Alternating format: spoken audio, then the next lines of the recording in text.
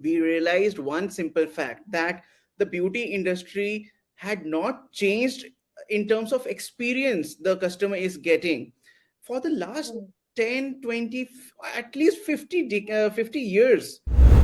And even if you could just tell them what AI was, they would actually remember Harry Potter, and said that there was a magic wand and just roam around it and you can do anything. I got a call from my partner Danish, and he told me in a very short sentence, take the first flight and come to Mumbai. The second takeaway was when Piyush actually got into a conversation of offering a 15 crore offer to us, which was the biggest offer in the history of Shark Tank India. The morning of after the telecast, that day we got for I think 52, that yeah, 52 B2B calls.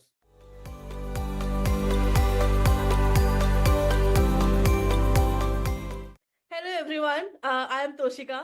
Hello everyone, I'm Akhila here. And welcome to At the End of the Day podcast, where we cover unconventional career paths as well as things that people do. And today we have Abhit Sinha with us, who is the co-founder and CTO of Orbo.AI. You might have heard about Orbo. Orbo is one of the startup who has raised, I think, one of the highest amount of funding from Shark Tank India. And yes, let's get into it. And welcome Abhit to the podcast, and thank you so much for taking our time with us. Hey, thank you, Toshika. Thank you, Akila, for having me here. I think we'll have a great time. Yes. Yes. Uh, so if I have to start with the first question, because we have been talking about Orbo, Abhit, if can you like tell everybody a little bit more about Orbo AI and how did you and the team come up with the idea? So yeah, things began way early in I think 2019 when Orbo actually born, but things started before that. So what happened is that me with my partner Danish, we joined Manoj in his earlier company. We met him through a common friend. We were discussing about various challenges that the mobile industry were facing in those days. So that time we wanted the DSLR quality to come into the mobile phones of everyone. So we were into the artificial intelligence of that domain.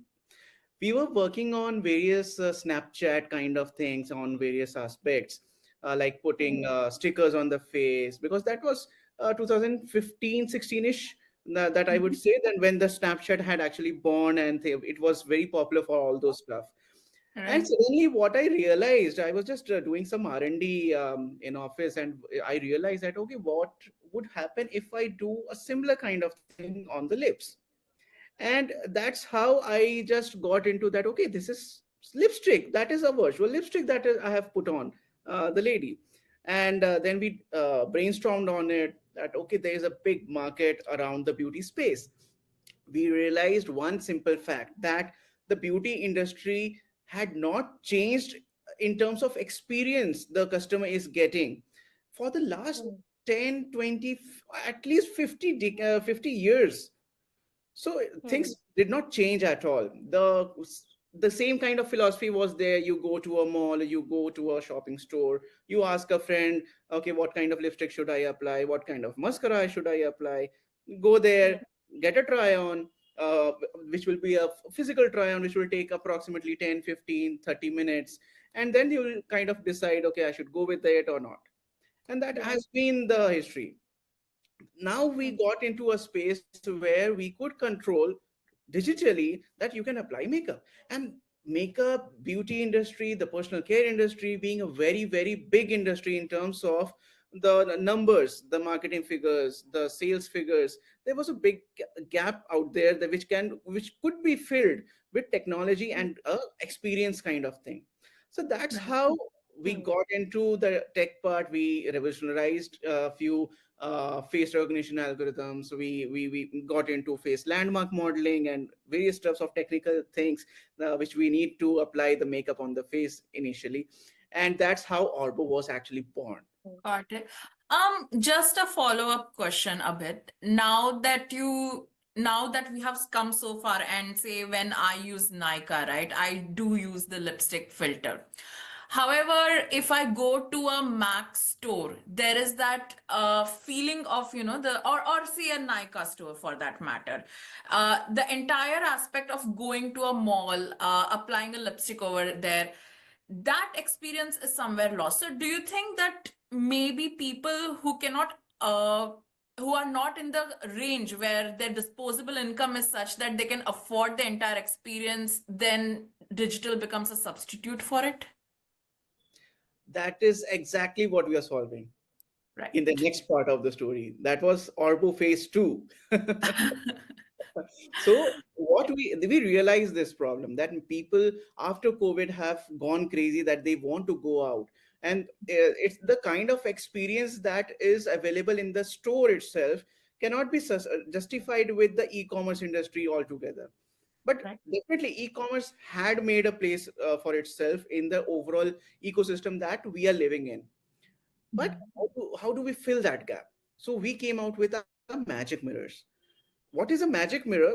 That is a physical hardware that is being installed in the makeup stores.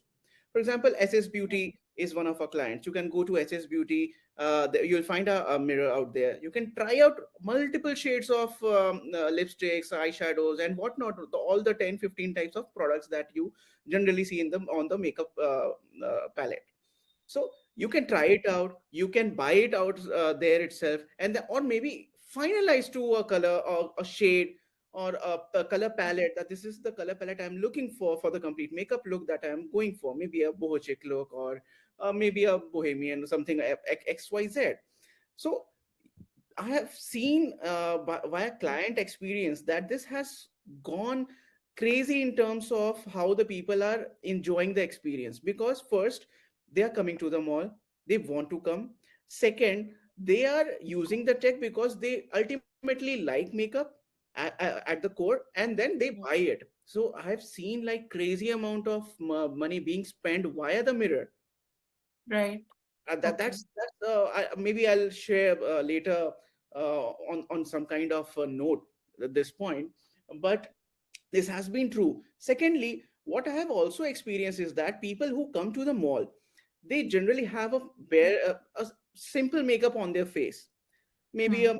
natural look, or maybe some kind of a minimalist look, but there is some kind of a makeup. But when they go to the mall, they experience a different kind of foundation, for example, on their face. Now after the experience of the physical foundation that has been applied, the makeup artist or the salesman, whatever you call them, they will actually remove it from your face, and then you have to roam around the mall just bare skin. They'll not do the complete makeup for you again. Or Hmm. maybe if you buy it, they'll just apply the same foundation just once. But what about the eyeshadow? What about the lipstick? If you have tried it, then you have messed up to some extent.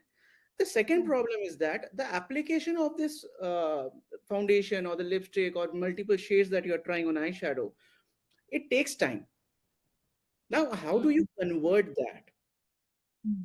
That becomes one of the major problems out there. And this is what we have seen over the years, that the KPI that earlier used to be that how much time is the customer spending with you, has gone in the on the this on the way around. If the client is spending less time with you and there is a conversion, then that is a plus point. Because if the client is spending a lot of time with you, it means indirectly that he's unable to find something for himself or herself. Very true. Yes. So, when you say it takes time, in the sense that, am I getting right in for the woman to get the right eyeshadow or to get the right lipstick, she's not able to find it. Am I right? So, so in terms of application, for example, if she is applying a kind of concealer, then Hmm. she'll apply the concealer, then she'll apply the foundation on top of that, and then see the look. Then she will just remove it and then try something else, maybe a Maybelline this time, or maybe a Lakme next time, or maybe a MAC for the next time. Now, Right. all these steps would actually require at least 2 to 5 minutes to be Hmm. on the shortest time. If you're applying the foundation on maybe half of the face, that is again a long process. So it takes time, and then just hope that this is a situation that the person is actually having a small baby, and he looks at a toy store, and then he starts crying, okay, I want that, I want that, I want that. And the lady is, okay, bhaiya, I'll just come in few minutes, because he's crying for a lollipop or a McD or something XYZ. So you need the experience to be fast, you need the conversion rate to be high, and you at the same time want the person to be presentable for the next of the day, for the rest of the day. Yeah, I think plus it's easier, right? So if I'm using an AI, I can just keep looking back at the options and compare. And I can't like tell them, okay, remove this, put it back again, remove this, put it back again, right? That makes decision making much better for people. Correct. Also, one more follow-up question that, say, for example, a lot of women may not know exactly what step comes when, right? And even all of us have a different face cut. So the concealer for my eye bags might be different for another person. So does the magic mirror also help in outlining those particular aspects? Yes, so you came at Orbu phase 3 now. I think I should have you on my CXO list because you know how we are functioning, I think. I told you, no, she's an expert in this industry. Great, great, great. So this is what Beauty GPT comes with. So it has the intelligence of understanding your face. It has the intelligence of understanding what your needs are, and then complying to things, and then telling you how to do it. That's Hmm. the biggest pain point the industry is facing right now. You can buy products, but how to use that product and what product is actually meant for you on based on your needs is the gap that we filled with Beauty GPT. So there Mhm. Yeah. you can just upload a photograph. We'll try to analyze on various aspects. What is the skin tone? What is the face shape? What are the issues on your face? How do you, for example, if you have a flaky skin, for example, then you need a high coverage foundation. And maybe if you do not have any kind of a pigmentation or a dark circle or for that matter unevenness on your face, maybe a medium or a low pigmentation based foundation would also work out. So it is dependent on that, so that is helped with Beauty GPT. Got it. Perfect. So It's when you guys started your startup, right? What were the initial challenges that you guys were facing, and versus what are the challenges now that you guys face? Great question. I think it building a research company based in India and working in the field of artificial intelligence, which was not so popular in those times, what it was itself a very big challenge, I would say, because no one was understanding the concept of AI. And even if you could just tell them what AI was, they would actually remember Harry Potter and said that there was a magic wand and just roam around it and you can do anything. So it was that was the whole philosophy of understanding what artificial intelligence was in those days, and building a complete R&D center out of India where there would be no income for a few years. No investor was actually ready to put in money. How do you grow the company without that? Because you need a lot of R&D behind it. So that was the biggest challenge in those days. Second, but we were lucky enough to have some investors. Thank you, sir, because they invested in us. They looked into the future that Orbo would be established in some way, and they will get something out into the market, into the beauty industry. But yeah, that was just on the lighter note. The second challenge that we faced was, um, even though AI was not popular, the second thing is that the infrastructure for AI was actually non-existent altogether. Because TensorFlow, PyTorch, that these are technical frameworks that exist today on which AI is built. Those frameworks did not exist. We had to build our own infra. We had to build things that are very common these days, but were non-existing in the technical way. Secondly, cloud was very expensive. Now, how do Hmm. you cater to business? How you take investment, cater to business, at the same time spend everything on the cloud? How do you manage all these things? That was the other part. Now that made us actually forced us to think about how do you put AI on your mobile phones, on your laptops, on your web browser for that matter. How can you just run it on the edge? So that was the second part of research that we got into. In fact, we worked with big giants, collaborated with them on various projects with like Intels of the world. Luckily, the father of Intel Pentium being one of our investors, that helped us a lot to get into the R&D with Intel, and that made it possible that we could bring everything to mobile phone, laptops, to web browsers. Now, web browser has nothing in you can have any web browser or any laptop for that matter, and we can run our AI on your system itself. That altogether took away the cost of the cloud from us. Hmm. It Yeah. was not easy. Definitely, it took a lot of effort to get into that domain, but definitely that forced us and helped us in many ways. That's why we could implement that in a magic mirror and come into the market, because every competition, anything that you see on AI is actually kind of a website or a cloud driven thing. Yeah. Many of these cannot actually work on the edge, but that's how, because our initials were like that, we could make it possible. So those were the actual challenges that we faced, many, because it's a startup and we are entrepreneurs. Every day is a challenge. How do you proceed with it? And those challenges are endless. But when you say the challenges that we face today, definitely things have sorted on the infrastructure, things have sorted on the framework side. Now the challenge is on a different scale. How do we cater to the mass and bring the cost down? How do we come up with new kind of products which will make a huge bump again, like a beauty GPT 5 years down the line? But these are those challenges which I think relates to more kind of innovation in the path that we have gone for. So that's like it. Before Toshika takes over, can I summarize it by saying, mirror, oh mirror on the wall, when can I get my makeup right after all? Oh, rightly said. Yeah, I think that's very, very rightly said.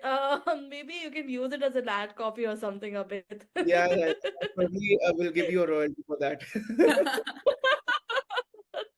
um, So I think, like we've been talking about, like you said, right? The business that you are in involves a lot of R&D, and this is not like somebody is doing it. So you have those milestones to look at, right? So how as a business altogether, how do you define success, and how do you ensure even moving forward that we constantly improve what success is for us? Uh, Quite an interesting question. Multiple answers based on multiple perspectives. Where do I start? So let's get it via the first thing that you said, that what does business mean in terms of business? What does success mean in terms of business?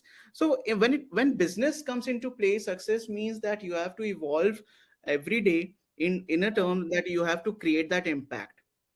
Okay. That impact has to be in a way increasing your balance, the finances. At the same time, it has to impact the clients in a way that you get good feedback. It has to be impacted in a way that your employees feel empowered.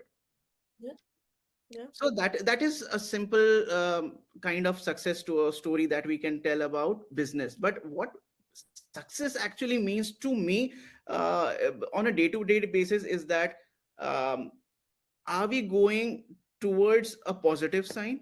Is my today better than yesterday? In a very simple word, is today better than yesterday? And what can I do today to make my tomorrow better than today? Yeah. So that is, you have to break the success into small successes. Hmm. That is how I take it. It is not about building a company or building a unicorn on day one, because that is not going to happen. And when you celebrate that small success, that gives you, I would actually tell you, that will increase the energy that you have exponentially, and you will Yeah. get the next success very soon. That's how Yeah. things work, or maybe have worked for me. That's how things, I think, would work in the future as well. But that's how things have worked. And When it comes to success on a different scale, I would say we should not copy someone in terms of someone has pushed his boundary or achieved something. Maybe they have become big actors, they have opened a big startup which is a unicorn today. A person who has started his journey from a small village and has come to a city and bought a bike or a rickshaw or anything for that matter is a way bigger success story than we actually think about going from a city and becoming a big hero in the Bollywood. So True. Very true. so success is actually very very dependent on the perspective how you look at it. Hmm. Hmm. Yeah, yeah. Yeah, I agree. I think taking those baby steps, like very rightly said, how am I improving every day is very important at the end of the day for you to reach to that goal that we are looking at, right? And So I would tell you, reaching success, after reaching success, it's boring. It is the journey that you enjoy. yes, yes, yes. True, true, true, true. Yeah, I think maybe let's go a little bit into your experience with Shark Tank, which I think a lot of people will be very interested to know about. So before even we go there, what was the motivation for you and the team to even think about that we should go to Shark Tank? This is a very interesting story. So we were actually not looking at Shark Tank. One of the Shark Tank members actually met my partner Manoj. Okay. Uh, so we actually showed the tech that we were doing, and it was um, kind of in the same domain. We I think showed the hairstyle product to them and various small products that we were working at in those times. So this person actually told us that this has to go live on Shark Tank. So we said Okay. maybe yes, maybe not. We are not very sure of that because we are a B2B company. How would Mm. Yeah. how would a B2B company come into Shark Tank and then showcase their product? And how would you actually get a TRP out of it? Because ultimately you are a show. You need Yeah. people to see it. Yeah. So Right. they actually convinced us a lot that this is some kind of tech that the people would actually enjoy a lot, and this is Hmm. something you have to come at on any cost. I'll just be here and I'll just convince you till you agree. And that's when me and Danish got convinced. We tried to convince Manoj also on this point. Okay, when it's framing a story for us, then why not give it a try? Let's have it. Maybe, yeah. So that's how we got into Shark Tank, and we filled the form and the auditions and all. It was a story in itself, and how we got into Shark Tank. Should I tell you the story or cut it short? Please. Please go No, ahead. no. It's all We have yours. all the time in the world. Okay. You would be surprised, and actually, I was surprised too. I was just doing work in my office. It was, I think, 1 p.m. or 1:10 in the Hmm. afternoon, and I got a call from my partner Danish, and he Hmm. told me in a very short sentence, "Take the first flight and come to Mumbai. We Okay. have to go to the shoot." I'm like, what are you telling me? I am doing my work. I have to have my lunch in next 30 odd minutes. Then I have a Yeah. lot of work to do again. Yeah. Don't don't do any kind of prank. He Hmm. said, dude, I am not doing any kind of prank. I am leaving my home. He's actually in Mumbai. So he was leaving Okay. home. He was going for the sets. There was some kind of pre validation check and various aspects that you go through. So he said, just take the first flight. I'm like, dude, are you serious? Literally? I'm like, yes. And he cut the call. I had to rush to my home. I was just having food in one on one side. The second side, I'm booking my flight because it's already 2 p.m. And then all of a sudden I have to pack my bags, what to take, what not to take, what to wear. I have no clue. I'm just pushing everything. Okay, whatever I can take. And then all of a sudden the flight I was booking was closed. All the seats were full, and they gave me a seat on a flight that was at 5 p.m. Now Oh. I am sitting at 2 p.m. in my house. 5 p.m. is my flight. And how do I reach the airport? Because it easily takes 2.5 hours from my place. So that was a rush, and I can never actually forget that time how a rush I was in. So I got on the flight, luckily got the flight, went to Mumbai, and that's how things started for Shark Tank. So that was one of the Wow. memorable, memorable, I think, that I will not forget for life. Yeah. Can we say that if you keep concentrating on making your today better than your yesterday, then opportunity knocks at your door? Yes, yes, yes, definitely, Yes. definitely. In fact, I believe in this thing that people say that people reach somewhere by luck. It's not always luck that plays a role. When luck gives you opportunity, and you have to be ready at that time. Right. How was, maybe we know how you finally eventually reached the set, but how was your experience throughout? Because I think there's a lot of stages, right? There's a lot of startups, you need to compete with them to be able to get in front of the sharks. So how was that experience? It was very fun. It was a lot of fun. So there are two stages to it. First is how do you get to a point when they call you for a shoot. That is phase one, where you apply for it, you do go through a round of auditions, you go through a few rounds of validation checks. Is the company doing good? What is the company doing? And is it, will it make impact in the future? Because it should not look like someone has come all of a sudden and they are a newbie. They don't know what to Yeah. do and things related. So that was phase one. Phase two is that you go to auditions, audition one, two, three, and all those stuff. Then you are passed, and suddenly you get a call like that. Okay, come for the shoot. Once that phase has gone, then you go to the set, and here is the start of the fun that goes on. You go to the set, and it's a whole new place, because someone like me who has not seen sets or any film industry for that matter, it was like, okay, this is something new. You have a big room, way bigger than you can imagine, and people are telling you how do you act, how do you wear, how do you walk, and all those stuff. And there's a piece to the puzzle, that the complete pitch that you see on Shark Tank, it's somewhere around 18 to 20 minutes clip that they show you on TV. But the first 1.5 minutes, 2 minutes pitch that you do, they prepare you for that.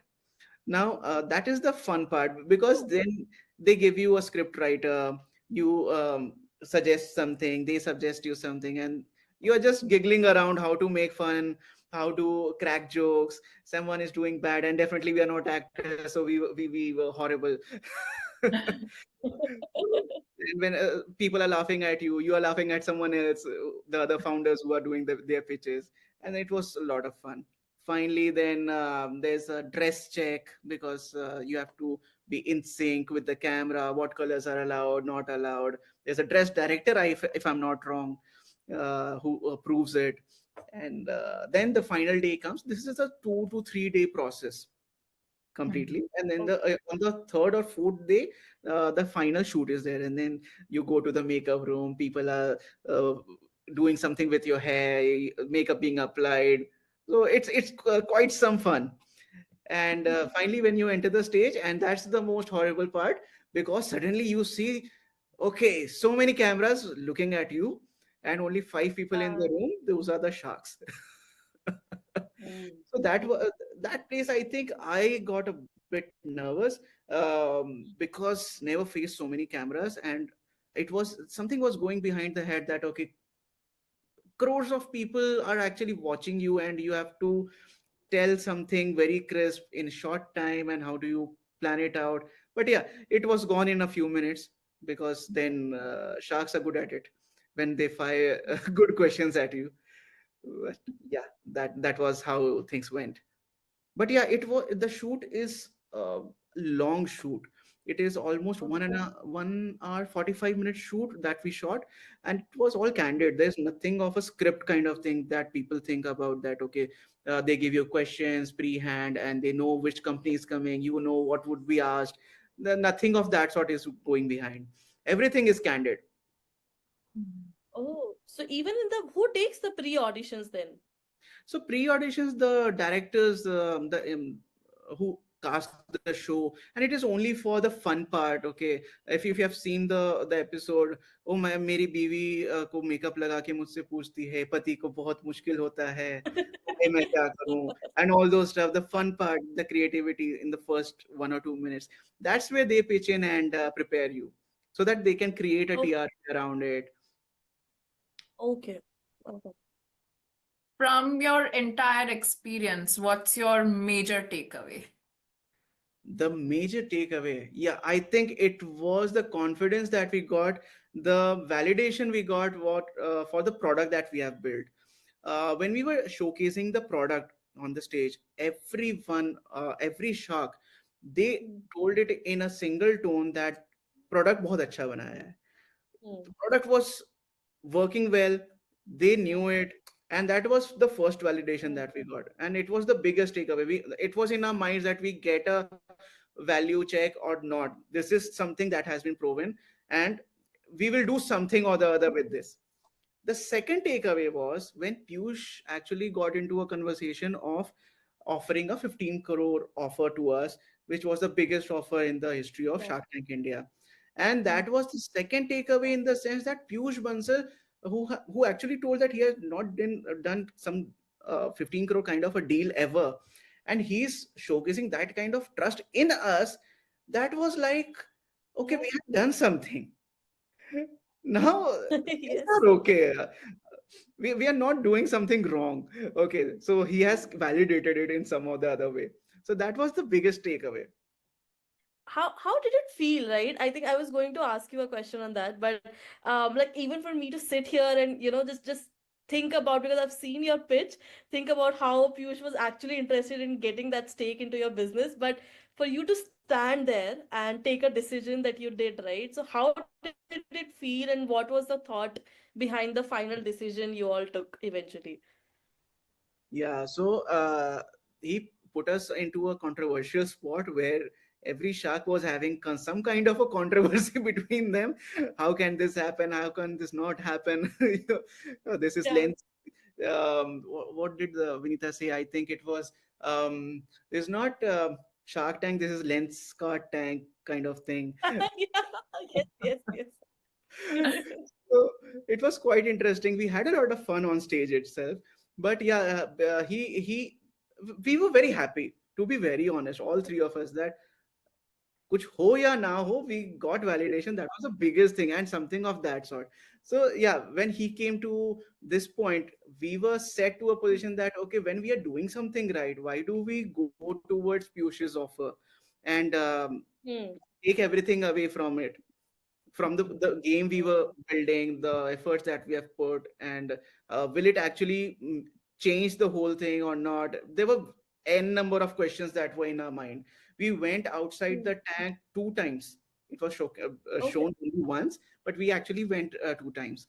We had a Hmm. discussion, but we came to this point itself when everyone is telling it is Hmm. good, when Vinita is Hmm. backing us, because she could understand everything, because coming from the same industry, she could understand the pain point as well as the solution we were bringing up. And Right. Piyush Yeah. coming up with an offer which was unheard on Shark Tank. So that was something that we all took a decision. Okay, we'll not take Piyush's offer, and we'll Yeah. go with it. I think it provides even more validation to yourself that first, sure, that was the highest offer, but the fact that you could say no to that and further build the business ahead. Yeah. Yeah, so we could see the value what he was seeing. So that's what took the leap. If you could change anything when you think back on the entire experience, what would it be? Well, I would say that I would technically not change anything, because if I would change anything in my past, then this permutation combination in this big multiverse, how would it land up? I have no clue on that. I would Hmm. say I could reach this point because something good and something bad would actually happen in my past, and that's how I have landed here. So I think I would not change anything, but what I would actually say that if I could have learned the lessons earlier, then probably I would have reached this destination a bit earlier. I can hope, in fact, just hope on that. And when it comes to learning, I would say, for example, I made few mistakes on that matter. We were in a situation that we were building tech which was way ahead of time, Right. building Yeah. AI. Now, the Yeah. biggest problem in the industry or any human psychology is that you have to take the human expectation step by step. You cannot give them, for example, if you're going from A, you have to give them B. Okay, this is Hmm. something better than A. You have to then Yeah. shift to C in terms of tech and the offerings. And Mm. then people will actually realize, okay, C is better than B. All of a sudden, now you give them, say, P, Hmm. they are just lost. Yep. Dude, what is that? I have Yeah. no sense of what is P, because there is a big gap between it. So that is one of the Yeah. things that I actually feel that we were moving ahead and thinking that, oh, this is ahead of time and this will bring a lot of business to us and virality in any terms. But that was the first learning. Hmm. Second learning, I would say, which I would have learned early, was that the power to say no. Yeah. We were okay, if there's an opportunity, just take it, but you have to Hmm. gauge what that opportunity can actually do to you in a long term and a short term basis. Is it Hmm. Hmm. Hmm. defocusing you? Is it making your focus even more tight? How are things moving on various aspects of it? So I think these two Hmm. aspects, I think if I would have learned early, things would have moved way faster. Hmm. Yeah. I think one thing, my dad always says, which reminds me when you said this, is in your life, obviously, experiment, learn, make mistakes, learn from your mistakes. But life is not long enough to always keep making mistakes and learn. Sometimes learn from other people's mistakes as well, right? Yeah. You need to have that balance when you look at Learn things. more from others' mistake. Yes, yes, yes. It will gain you less. Yeah. So I think, Abid, earlier in March when we were talking, right? I remember, and I think a lot of people would have asked you this question, but I remember I also asked you that, what was the impact just on the business, as obviously, like apart from the money and the mentorship, but impact on the business and your personal life after the show got aired, right? And I think everybody would be very interested to know about that. So, do you want to talk about it? Yeah. So the day it got aired, Hmm. so we got instant spike on our cloud usage, Hmm. on our usage on any of the platforms that we have. The second day, the morning of after the telecast, that day we Yeah. got for I think 52, that, yeah, 52 B2B calls. And Wow. when we are doing a B2B business, 52 is a very, very big number. In a Yes. B2C Yeah. business, it's nothing. It's like, what is this, man? But in B2B, handling 52 clients at a time, my sales team was like, how do we even tackle them? How do we give time to them showcasing the product? I cannot give them a time in this week or next week or maybe the third week itself. And then that started spiking to 70, 100, and that's how it peaked in the business.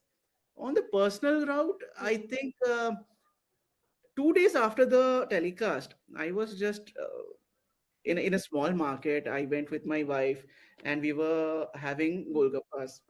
And then Hmm. someone just came, I think I saw you on the TV day before yesterday on Shark Tank. And that was like, is it? People see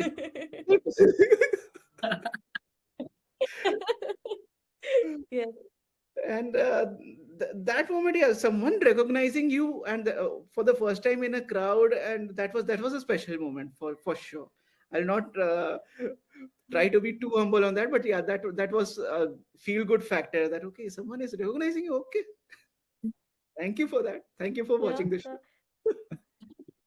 Abhit, what advice would you give to someone who is preparing to appear on Shark Tank or would want to appear on Shark The advice is very simple, I think. Be honest, because when you try to manipulate, the sharks are uh, grown up people who have built big businesses. They know where you are lying, and then you'll be in a big problem. Hmm. Be honest, showcase whatever you have, showcase your vision, and if your vision is strong, you have passion in the business, and there is a scope for the business to grow, definitely the sharks would actually invest. On the second stage, if you have gone there, definitely you have validated something, then only you are being telecasted. If you get an offer, well and good. If you don't get an offer, there's more than enough marketing that has already been done for you. Hmm. So Hmm. take use of that and go ahead with it. But definitely, when you're going there, try to be humble, try to showcase what you want, what are your requirements, what is the market like, and try to be as open as possible. I think maybe, when we, since you're talking about the product, a lot of people generally say, we are, let's say, we want to be the Baiju's of this, or we are the Uber of this, etc., etc., right? I think you don't have that reference point. So did you ever thought that, if you have, because when you're doing your pitch to investors and you have to explain, hey, my product is new, but it has a lot of potential. Did you this Yes. did you had a reference point that you said we are going to be this of this, something of that sort?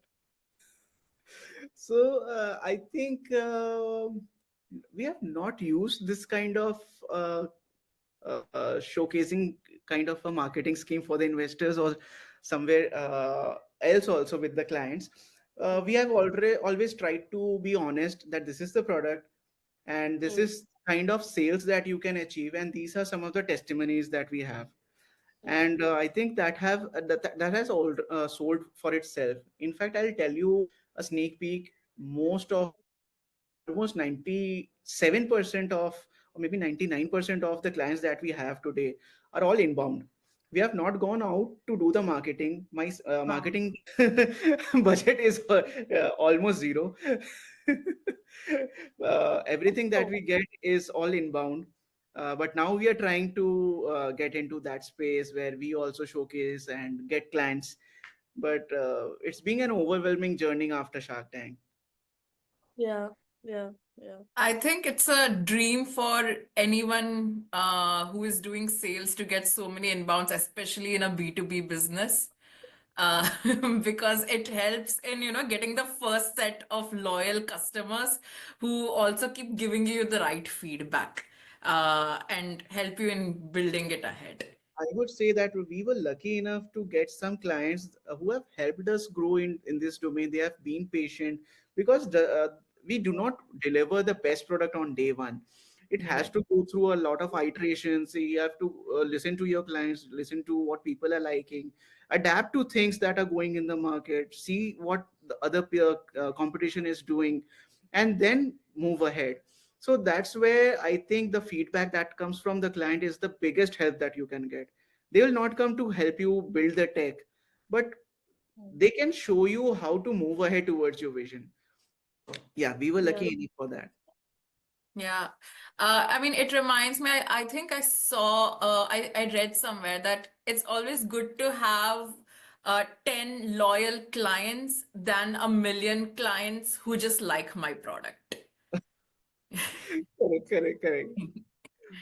I want to understand, your feedback from the tech side, right? Generally, we see a lot of times the tech and the business, when I say business, like sort of the client side of things, they don't go hand in hand a lot of times, right? Because the tech always wants the best of the best product, but the business will be like, this is important for now, we will improve, we will tell the client, but let's do it, right? But as a founder, you can't like sit and say no, I don't care about the business, I'll make the best product. But how do you, like, between the two of you, as found the three of you, right, how do you bring that balance between ensuring the tech and the business are going hand in hand? So yeah, definitely this is a everyday task that we go around. because the tech people, they say this is not perfect, this you cannot release it. At the same time, my sales team is forcing me, my CEO is forcing me that please bring this tech out because I need to go to the market. There's a lot of need out there. The client will not feel good about it.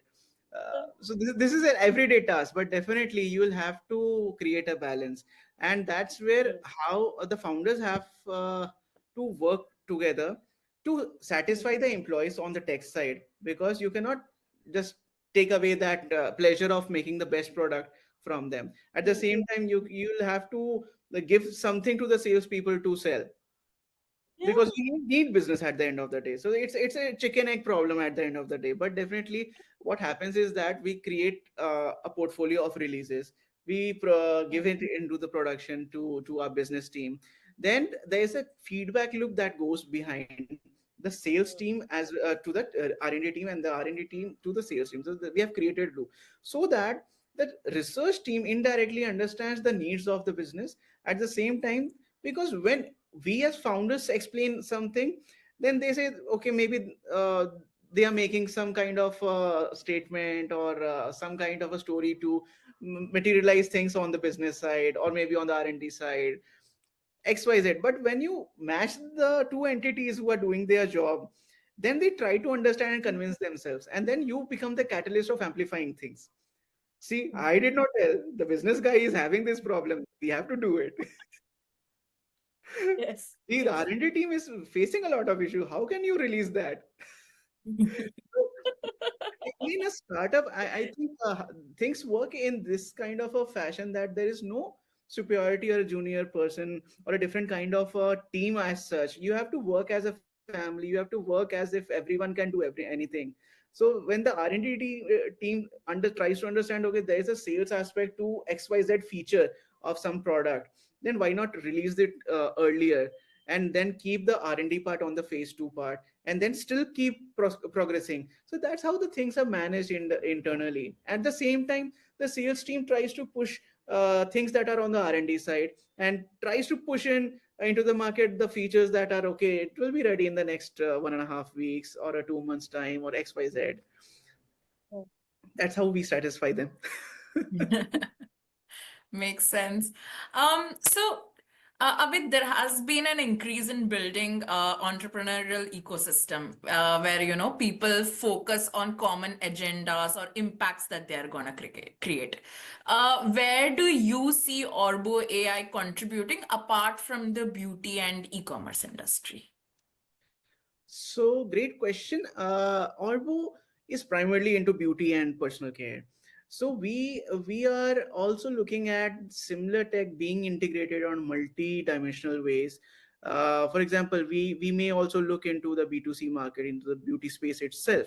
But outside the space of the beauty, we may get into try-ons of various products that are not related to beauty, because we have the tech, we have the magic mirror, we have presence on the online as well as the offline world. So that will give us a plethora of opportunities for various kinds of AR and VR scenarios on various like apparel industry, or maybe the lens industry, or maybe furnishing industry, or the new building tech that is building up, and all those stuff. So that's the other part of it. In fact, to be uh, on the same side, we have actually built a fintech company which got an M&A a few months back. Oh, wow. So Okay. we try to build something with the same tech, still things keeping things apart. So the M&A of the fintech is one of the testimony of what you were asking.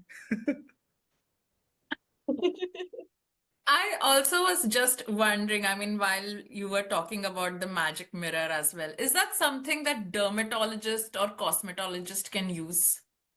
Yes. So we have clients like dermats.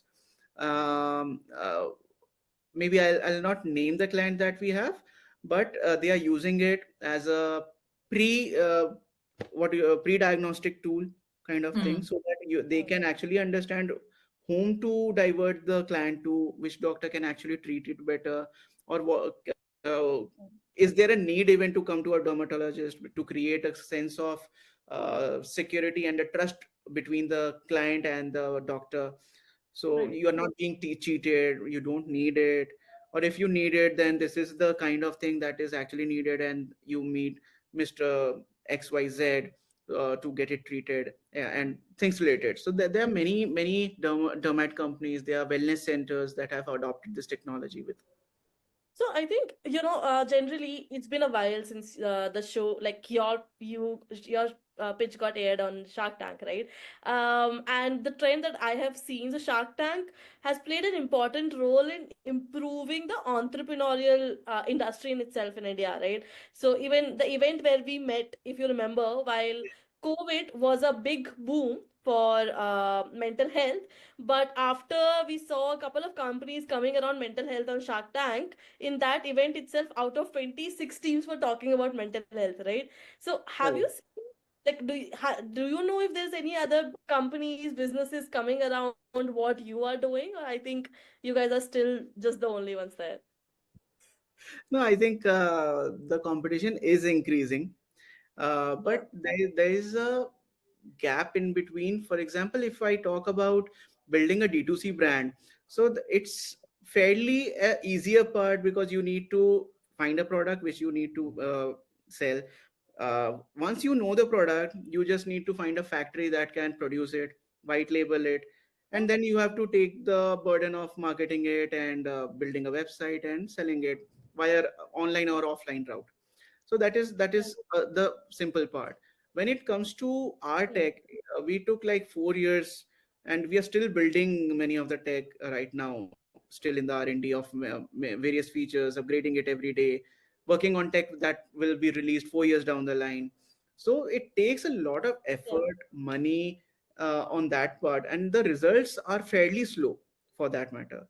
Then you need Hmm. investors who can trust you on that front, that you have built something, and therefore you can build for some 4 or 5 years, and then they will get their returns. So you have to create that trust with the investors, you have to create that trust with the team, you have to take the risk on yourself that you are Hmm. building it for the next 2 3 5 years, and then things will actually produce some results which may or may not work according to their Yeah. needs.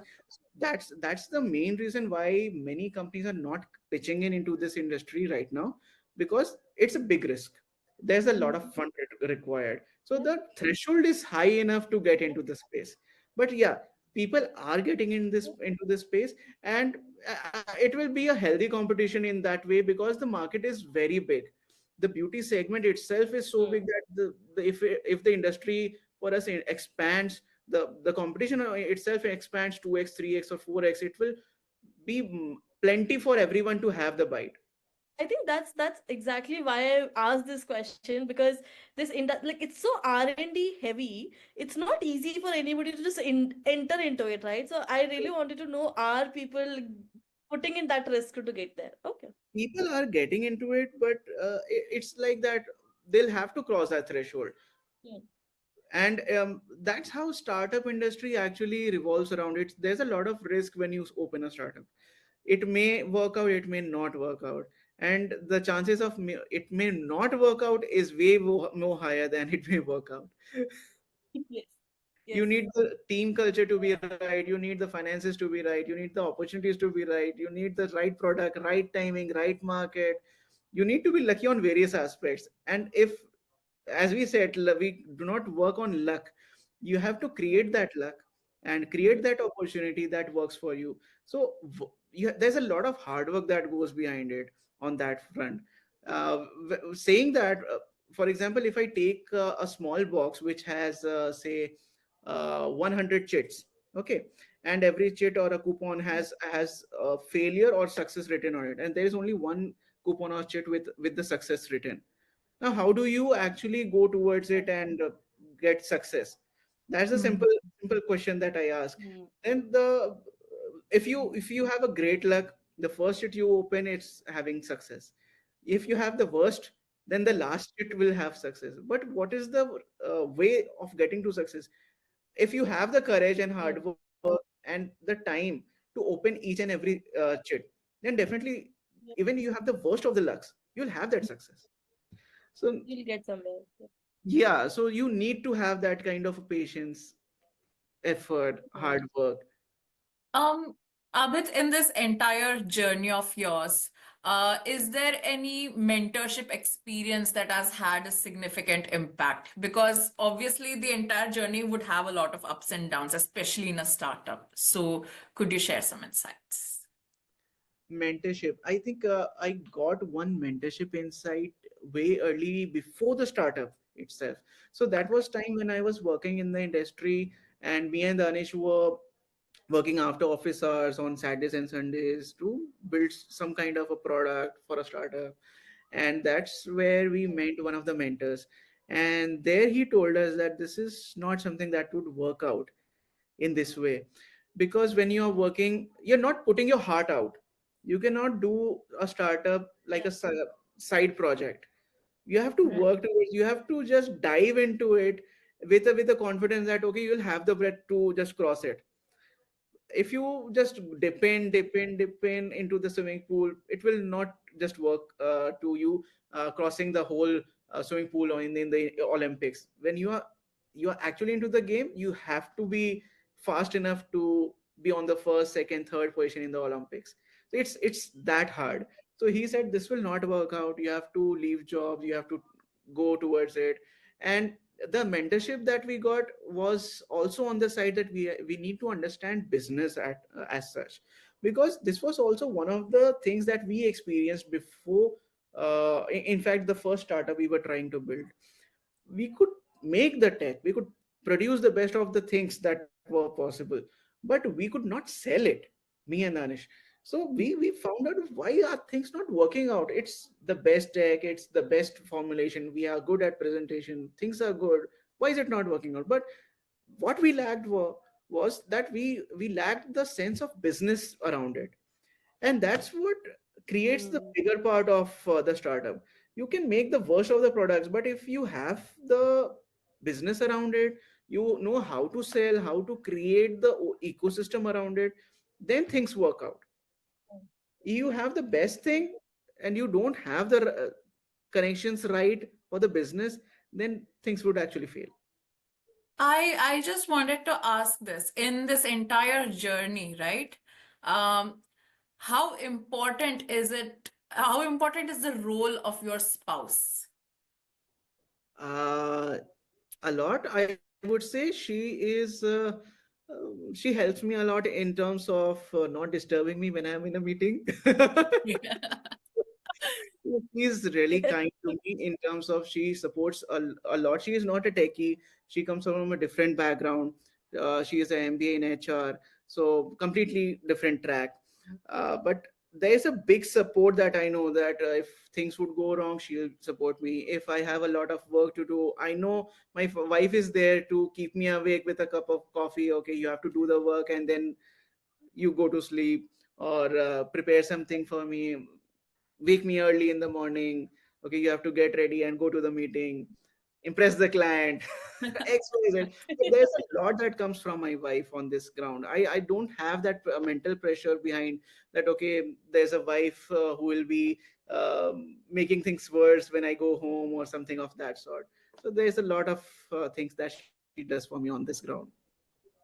So while you were going through your entire Shark Tank experience, how was her experience?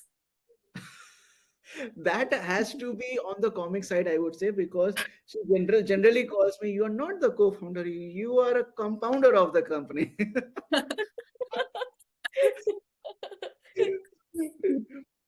So that she and I have that kind of relationship, I think, where she cannot tell me that okay, I am doing something right or wrong. No, no, no, you're not doing things right. You cannot do things right. So I think she's your best friend as well, if I'm not wrong with the way you would have Yes, described her. yes, yes. So that's the kind of relationship that we have. Great. That's, I think that's amazing, and honestly that's very important, especially if you know, I mean, anywhere we go in our career we need a very supportive partner, but especially as an entrepreneur, because you are you are facing so many problems, challenges every single day, right? And you need somebody to be there to support you, standing there with you, especially during the lows, right? And that's Correct, very great. correct, correct. So I think maybe I think we have talked enough about Orbo Shark Tank, but let's talk a little bit about you as a person as well. So how what are your hobbies? How do you de-stress? I mean, you look like a like my first impression of you, and even from today, you look like a very pretty, calm, composed, chilled out person. Not like, oh my God, I need to do 100 things. So how do you maintain that balance? I think I do not take that kind of a pressure with me. I Hmm. think go with the flow, and Hmm. that's how I did not have any kind of a thing in head that I have to create a startup. Oh, I have to become some XYZ person. If I don't, then I am a failure or something like that. I Yeah. have been a person that okay, go with the flow. Whatever comes, do your best, and I have to answer at the end of the day just one thing: did I justify that came my way? Yeah. If I justified that way, then that's what I could have done. So why take tension on it? And if things are not working out, did I did my best? If I did my best and still it did not work, no issues. That was the best I could do. What can I do more? So I do not take that kind of a stress. And definitely on the hobby part, yeah, there's a lot. I like music. I like singing. I like photography. I like to spend time with my car, my gadgets. Yeah, that's how I de-stress. I have fun with everyone that I think I meet, everyone at office. I think many of them actually complain if I don't go to the office because they do not enjoy the day then.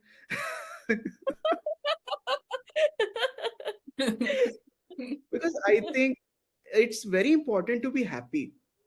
It's Mm. just the key Yeah. to everything. Things will go bad, things may go very good. Don't be overconfident, don't underestimate yourself. Be what you are. Be Try to be happy in the situation that is available, because at the end of the day, you realize it or not, you are living a life, and every one of us, we are Mm. living a life which actually someone has dreamt of. Yeah. Someone is actually dreaming of being on this Zoom call as a guest, as a host, maybe XYZ, living in a house, ex- whatever situation that we are in or someone else is. Then why are we not happy? It Yeah. is a time that we celebrate it, Yeah. because many would actually celebrate. They'll cut cake or maybe have fun, dance. Then why are not we not having that fun? Mm. Why is it that fun only for them, not for us? Yeah. Yeah. I think very well said. And I mean generally we do, like, as human beings, we human beings are greedy, right? We always want more and more.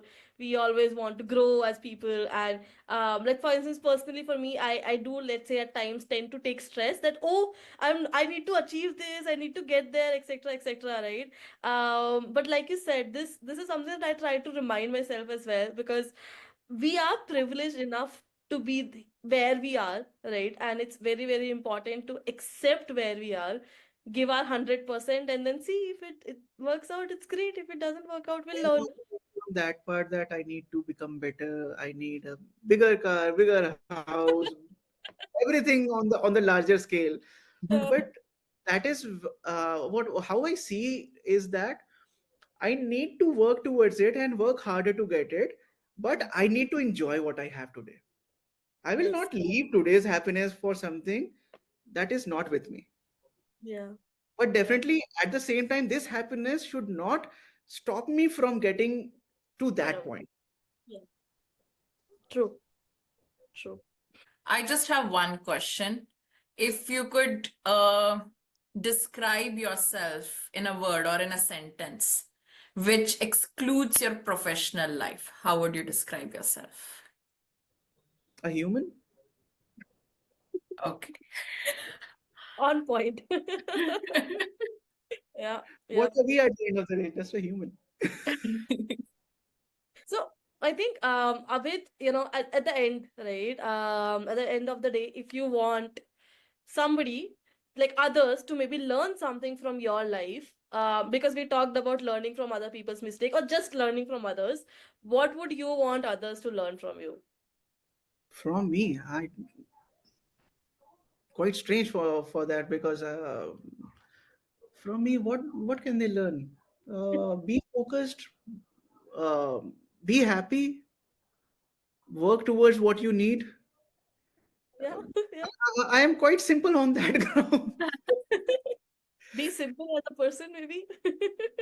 Yeah, be simple. I think that is very important, because as I said, the human part. I think everyone is actually a human. You cannot predict what will happen tomorrow. I don't have control on my life. I may become Mr. XYZ rich person tomorrow, or maybe someone totally unknown into the what you say, garbage box kind of thing.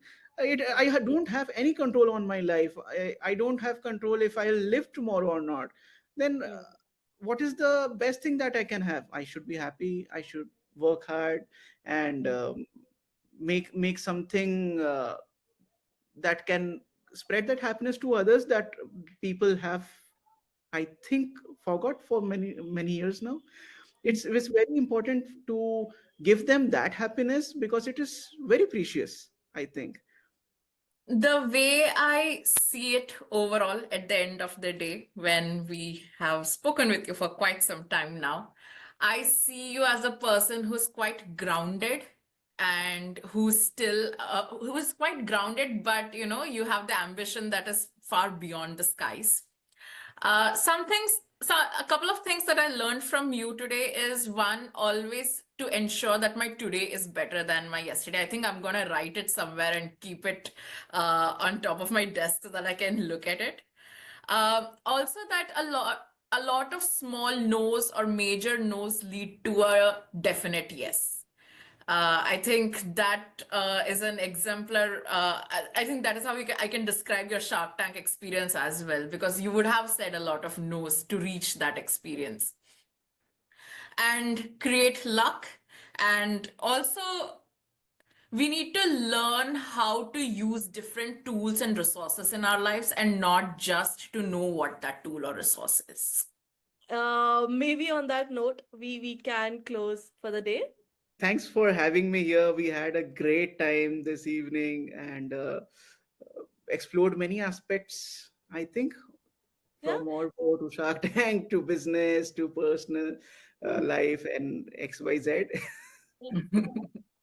And I think cannot thank you enough for taking our time being with us here a bit. We really, really appreciate, and I think we personally learned a lot for sure from you. And we hope you keep inspiring and motivating people as you go.